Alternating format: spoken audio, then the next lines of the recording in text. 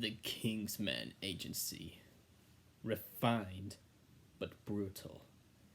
Civilized but merciless.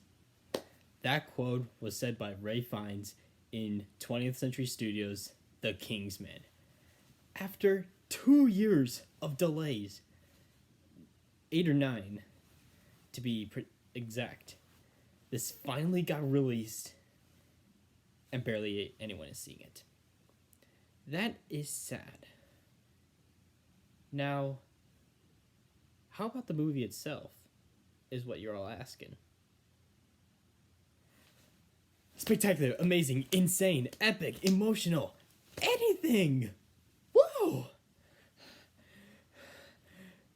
This definitely lived up to the hype after all those delays the movie had faced.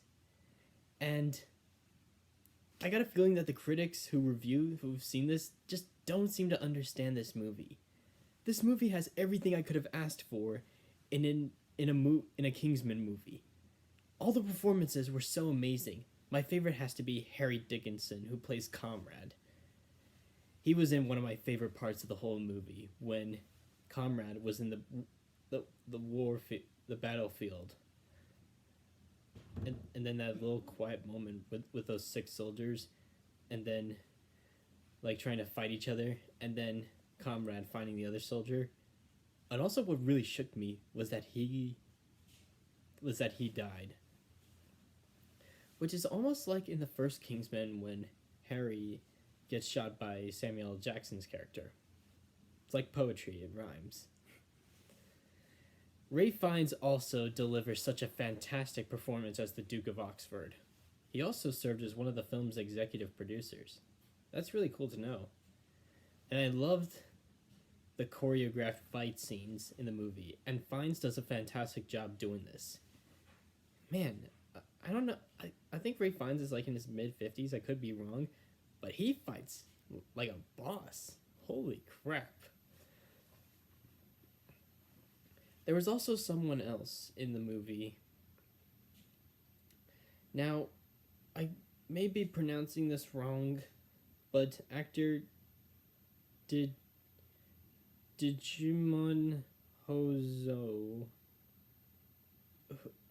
was also one of the standouts of this movie. He also, and if you don't know who he is, he also voiced Drago Bloodfist in How to Train Your Dragon 2, which is another awesome movie. And like back on those fight scenes, now, Fox posted a clip of Rasputin fighting.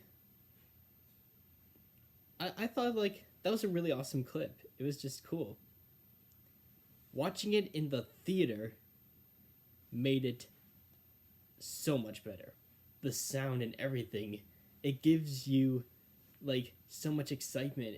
You really feel something whenever you're watching a movie on the big screen the way it's supposed to be seen. I don't know what else to say. This movie is just flawless. One of 2021's best movies. I could go, seriously, I could just gush about this for hours and hours. I am definitely going to rewatch this whenever I find another theater to see this in. It is just insane. And before I end this review, now, this wasn't said on Wikipedia, but The Kingsman is, hopefully you can see it in this image, was co-produced by, it's really blurry, but it's co-produced by TSG Entertainment, who has been co-producing a lot of movies from 20th Century Studios and Searchlight Pictures ever since 2013. Because, like, they didn't say this on Wikipedia, and you can't trust anything you see on the internet, so I wouldn't believe it until I see it. Because, like, in order to know whenever, like, this is something I've noticed, but, like, to determine whether a movie was produced by TSG, you would see their logo during the opening, or just wait till the credits when it says made in association with TSG Entertainment. Those are the two ways you can figure out whether they were involved in Fox's films. So yeah. So overall, just go see The Kingsman, please. Like, barely anyone has been supporting this movie because of Spider-Man. As of Christmas Day, The Kingsman has only grossed $4.9 million in its box office. And I don't know what its budget is, but we can tell it was a lot of money with a lot of Fox films lately. Hope it's coming out on Boxing Day tomorrow in the UK, and I'm really hoping that could help it boost some money, because I've said this in several other videos, but I really want these movies to be seen as successes, because a lot of people put so much care into them. That's what I was talking about with West Side Story and The Last Duel. These movies had $100 million invested into them, and they both ended up as bombs. And because of this, studios are not going to be willing to risk making these types of movies. It seems like now the only way to be a success is just be a comic book movie or a Star Wars movie. What a shame.